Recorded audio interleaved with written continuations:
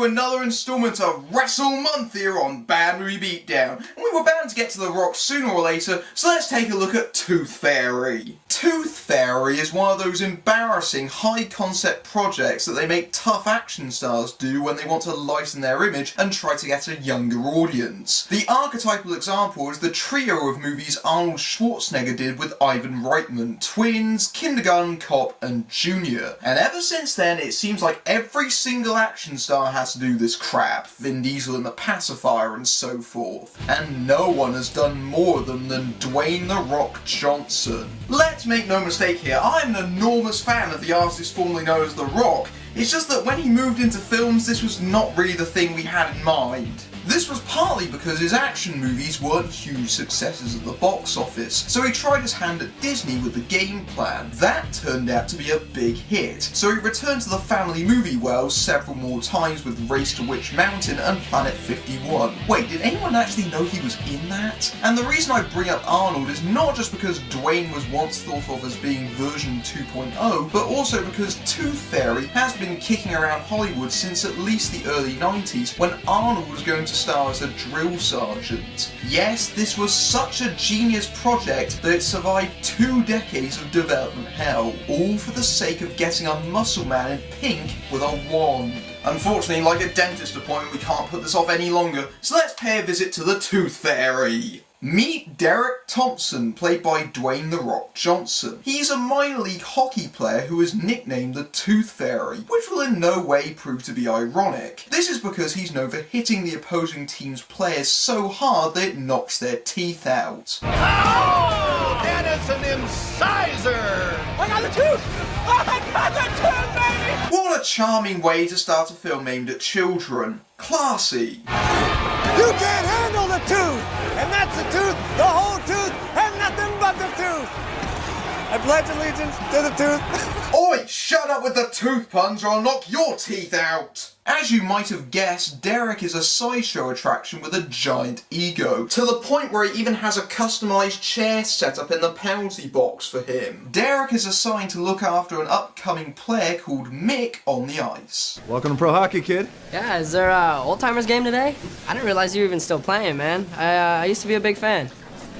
Is that really a wise idea to say that to someone who could crush your head like a grapefruit with his bare hands? Not that Derek doesn't need a knock to his ego, because he's a bit of an ass clown. One day, I'm gonna play hockey in the big leagues just like you used to. How old are you? I'm 8. Okay, well, see, Gabe, somewhere in this country, there's a 7-year-old playing against 12-year-olds. And he's outscoring them. And when the time's right, those kids will battle it out and only a handful of them will get signed. Listen, lower your expectations. That's how you're gonna be happy. See, I could have been an enormous action film star, but instead I took all these kids film roles and look how happy I am.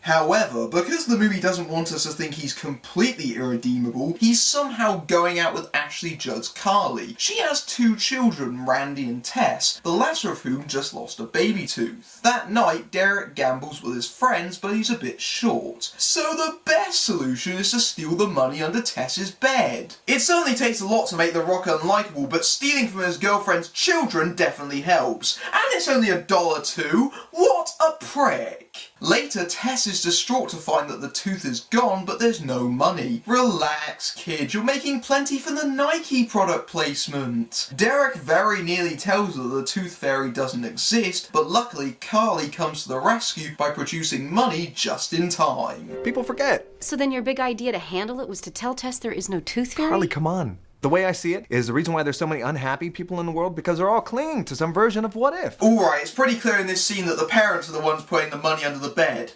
Some of you might have already spotted the hole in logic with this, but we'll play along for now. It's pretty clear that Derek's not getting some hot mommy action today. During the night, he finds a summons from the land of tooth fairies under his bed and promptly grows a pair of wings and is transformed into a tutu. I know he's probably getting paid a lot for this, but I'm really beginning to feel sorry for poor Dwayne The Rock Johnson. So Derek gets taken to the land of tooth fairies, which just from looking at it feels very, very familiar. Who directed this movie again? Oh, you're kidding. The guy who directed those awful Santa Claus sequels. No wonder it feels like a crappy Disney movie. It's an imposter directed by a hacky Disney director. Whilst there, he meets his caseworker, Tracy, played by Stephen Merchant of all people. Was he looking for something that made Ricky Gervais's work in the Night at the Museum films look dignified by comparison? What are you, ferry patrol? 230 pounds of men. Gonna take a lot more than just 8 berries to get me. Get your ferry hands off.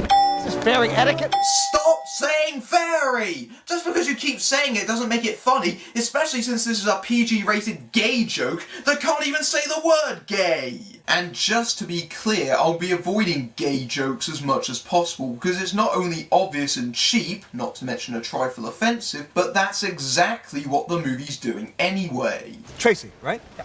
Ah, what a pretty girl's name you have. In flies Lily, who is in charge around these parts, played by Judy Andrews, who explains to Derek that he is being punished for killing dreams. So he's getting punished for saying that tooth fairies don't exist, even though they do, but if that's the case, why was he the one putting the money under the pillow? And this makes no sense! Derek's punishment is 2 weeks service as a tooth fairy, exacerbated by his hockey nickname that mocks their profession. They actually could have made this an interesting world where people live in fear of the power of tooth fairies, but that would require them being original.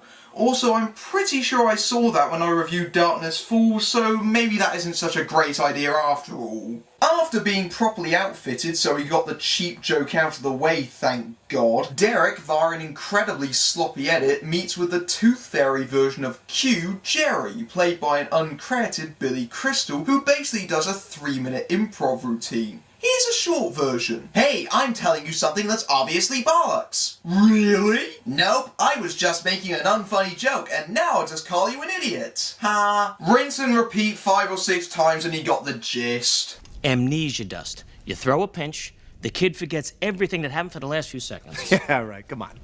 That's how it works. That's how what works. Amnesia dust. That's how it works. That's how what works. Never gets old. If you see this being abused as much as the neuralizer in Men in Black 2, then you have the same horrible sense of foreboding as I do. Next up, Flying School, and well, look who it bloody is. Brandon T. Jackson, do you just sign up for the most degrading crap you can find? Goat legs, fairy wings, and oh yeah, fat suits! Go sod off! You'll be glad to know that all this sequence is in service of is the obligatory nut shot. I know The Rock's sense of humour is self-depreciating, but this is just embarrassing. Any assignment you miss, you get another week.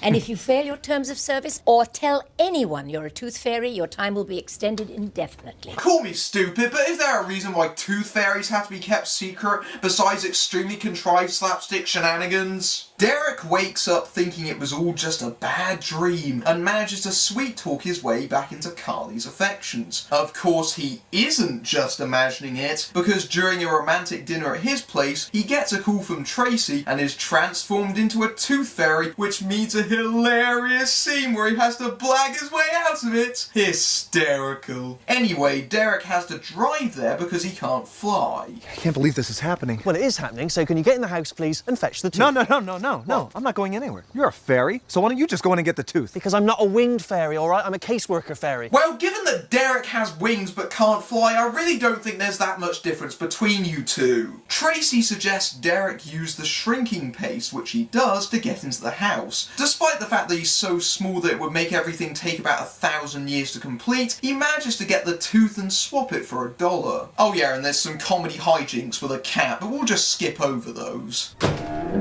Come cuddle with me. No. What? Going to bed. Still not well. I'll call you when I'm bigger. I mean better. And apparently she doesn't even notice that he sounds like he's on helium. The same thing happens to Derek again when he's on the ice the following day, causing him to try and hide it from his teammates with limited success. What are you doing? Get out here! I'm very busy right now. No autographs. Are you telling me that you can't see the wings popping out of the top of the stool? Look, movie, just because you're a farce doesn't mean every character in it has to be a bloody idiot. Derek has to escape from his teammates by shrinking down and jumping into the toilet before they break into the stool. A fitting allegory for Dwayne's... Oh, forget it, the movie makes the jokes far too easy. Where have you been? Don't talk to me. Why are you wet? Shut up. Oh, and I hate this job. What's that smell? That's intense. Stephen, I know that you're aware that this is shit, but at least put some effort into it. Derek's not in the mood for stealth, so he just walks in brute force amnesia dusting everyone in his path to getting the tooth, which gets him sent straight to Lily. There is your tooth. So you do with it whatever it is you do here in Fairy World with your teeth. Don't worry, Derek, the movie's not even going to try to answer that question. Although I do like to think that the building that they're standing in is perhaps made out of teeth. Or maybe they sell them off like ivory. Yes, I made an ivory trading joke in a review of a kids' movie. I am a heartless bastard. Just look at what you have done to this family. Who are you? Who are you? I don't know. Did you see the dog? His eyes were like that. You overdid it. Well, I hope the fairies fix that, because that is genuinely horrifying when you think about it. Or we could take the easy route of never mentioning it again. How about that? Carly needs to drop off Randy at Derek's place, so it's time for an awkward bonding scene and another subplot I've been trying to ignore up until this point because it's so uninteresting. Derek takes him to one of those music stores where you can just take guitars off the shelf, where we learn that he has a crush on a girl at school. Can I ask you something? It's about your body and how it's changing, isn't it? Everything that's happening to you and your body now is completely natural. Ew, Are you growing? no. Do you have a Stop funny talking! feel? Okay, well, That wasn't what I was gonna ask at all. Okay, all right. Big boy pound for not wanting to talk about puberty. Well, that was just plain awkward for everyone concerned. What age kids is this meant to be aimed at again? Derek gets another tooth fairy call, and this time is told to use the invisibility spray. And despite being his usual clumsy self and getting a fake dog stuck to his wing, he manages to get the tooth. Oh, by the way, I need some more stuff. No more stuff. Well, that's brilliant. I have a week and a half left on my job. How am I supposed to do that? I'm sorry, we're running very low on funding. And would you like to know why? No, not really.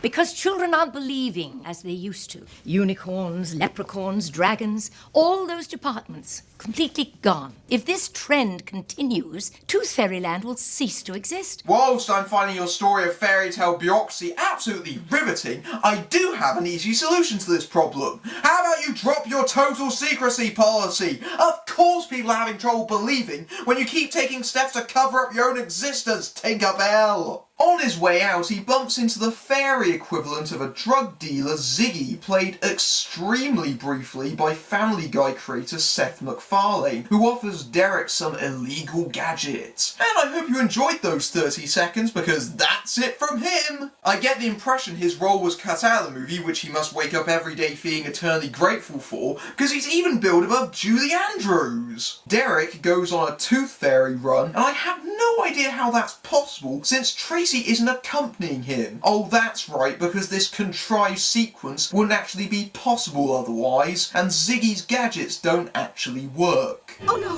what is that?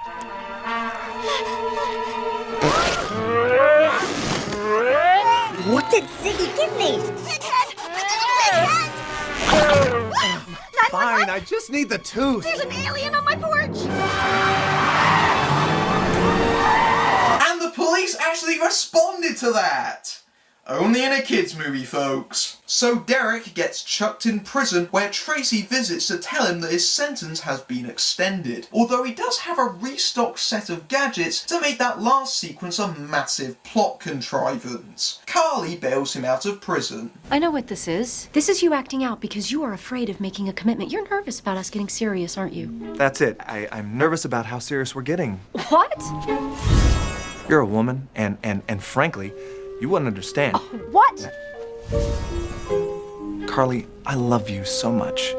I'm scared of messing up, and I'm scared of losing you. Aww. Oh yeah, you really do love her, considering your previous excuses were about how much of a selfish dick you were. What on earth does she see in you again? So here comes another tooth fairy scene, and he's dressing out in hockey duds because this is clearly the bit they're gonna use in the trailer. And it's here we hit that gigantic logic gap head on.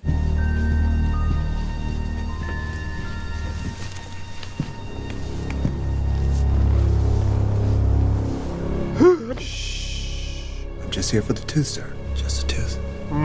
All Alright movie, which way does it go? Do the parents put the money under the bed or do the tooth fairies? This is what happens when you have a mythology where tooth fairies both do and don't exist simultaneously. In fact, it's exactly the same thing that plagues Santa Claus movies. Do the parents just buy some of the presents? Or do they wake up in the morning to be surprised their living room has a shitload of prezzies in it? Of course, it does help that those movies tend to ignore that issue as opposed to blatantly highlighting it. Who are you? I'm the Tooth Fairy. Oh, yeah. I know he's only a minor leaguer, but how come no one recognises him? He's operating in his own local area, yet no one knows who he is? How's life in Lansing so far for you? It's been good. You know, some of these wolves are getting a little bit long in the tooth, if you know what I mean. When you say long in the tooth, that would seem to be a veiled reference to Derek Thompson, the Tooth Fairy. Has Thompson taken you under his wing? Nah, man, his wings are tattered. My wings are brand new and ready to fly. Ha ha, it's ironic because he's actually a tooth fairy. As revenge, Derek uses his invisibility spray to go out onto the ice to stop and hit Mick before stuffing a stupid biscuit that makes you bark like a dog down his throat, neither of which anyone finds weird. See my face? Can you tell how much I care about this subplot? Get on with it! Oh crap, it's the other subplot, where Derek is helping Randy practice for the big talent recital at school, where we learn Derek was in the big leagues until a shoulder injury and hasn't scored in years. In hockey, you sickos. And then in the next bit, Derek discovers Tracy's hidden desire to be a tooth fairy and pledges to teach him. Wow, that's a lot of subplots crashing into each other at the same time. It's almost like they realise their premise of a muscle man being a tooth fairy isn't enough to sustain 90 minutes. But you know what the answer to these problems is? The power of montage! Montage, montage, gonna tie some subplots together. Montage, montage, or else it's gonna take forever. Montage, montage, the mediocrity is flying off the screen!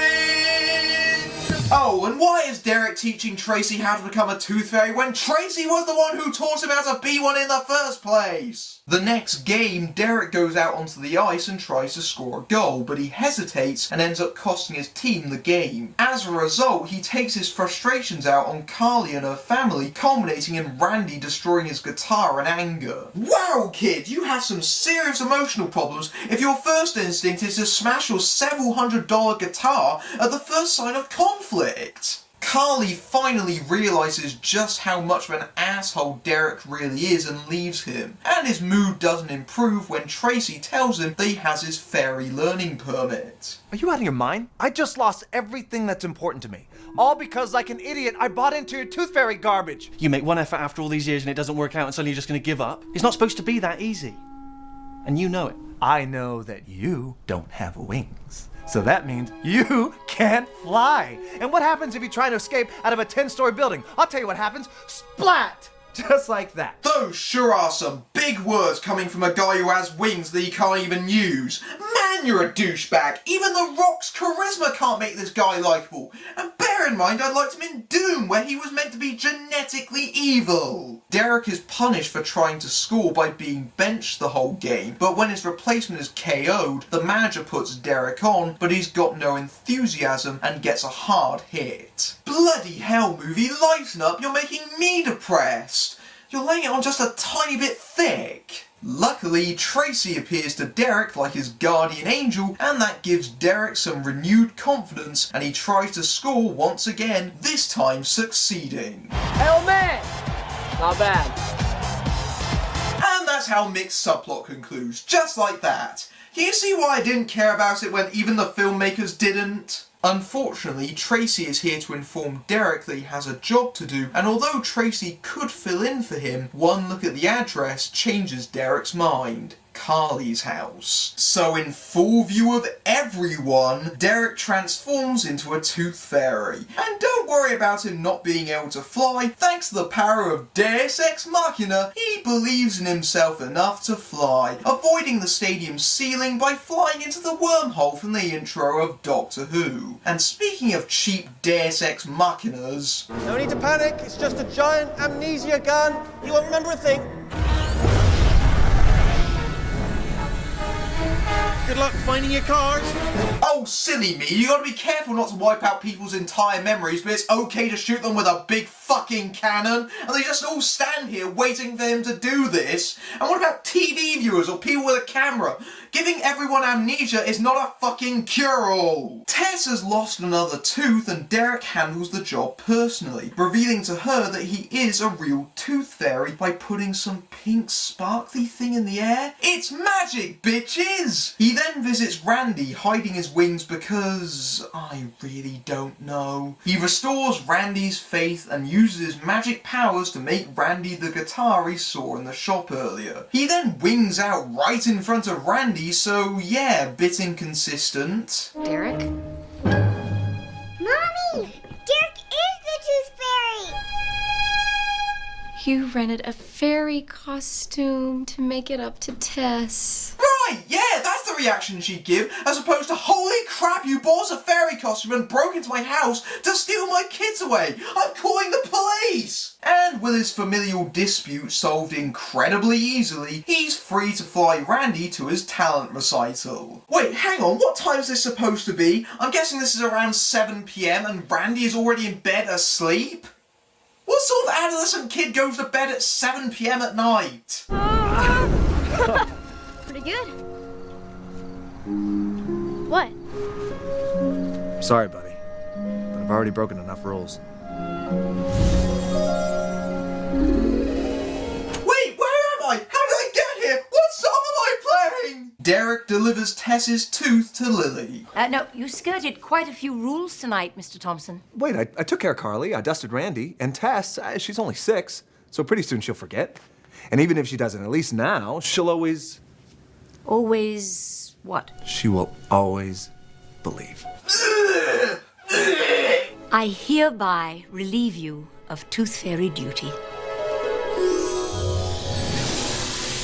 You broke every single rule I told you, but I'm going to reward you by removing your sentence as opposed to extending it. Yay! And Tracy gets his wings, so to speak, making him a fully fledged tooth fairy. Tracy, would you like to do the honors, or shall I? Oh, so honors... Oh, a gift. I'm afraid not. You're not going to remember anything that happened in Fairyland. Why? Because that's just the way we do it. Thank you, Tracy, for everything. Oh, that's brilliant! He won't remember anything? Why? What is the point of this fairy secrecy? And let's hope he doesn't go back to his old ways considering you deleted the last several weeks of his life, because that may make the whole thing bloody pointless! So Derek shows up in time for the generic finale, apparently not even knowing what the hell he's even doing there, and Randy performs, which goes perfectly even though he probably didn't show up to the tech rehearsal. Hey, I was just wondering, what if we got married?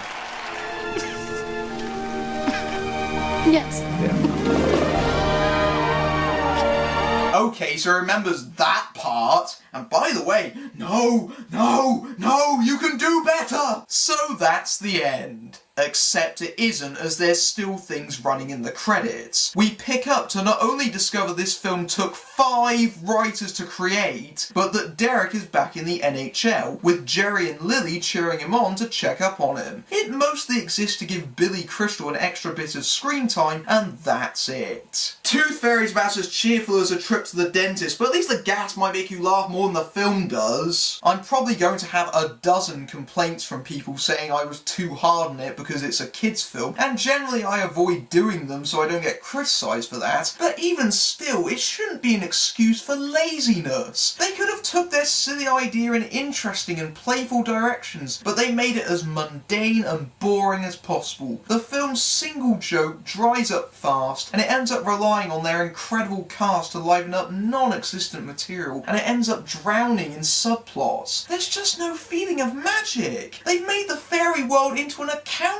department that will bore kids. It looks heavily re-edited, but the most egregious thing is the blatant abuse of amnesia as a cheap get-out-free clause that shows massive disdain for the audience. Again, this took 5 writers to come up with? Oh, and seldom a day passes where someone on Twitter doesn't ask me whether I've heard about the in-name-only sequel Tooth Fairy 2 starring Larry the Cable Guy. Well, yes I have, and frankly it makes me wake up in cold sweats just thinking about it. In short, this movie bites. Get it? 'Cause you bite down with your teeth and... Sorry. I'm Matthew Buck, beating down bad movies everywhere.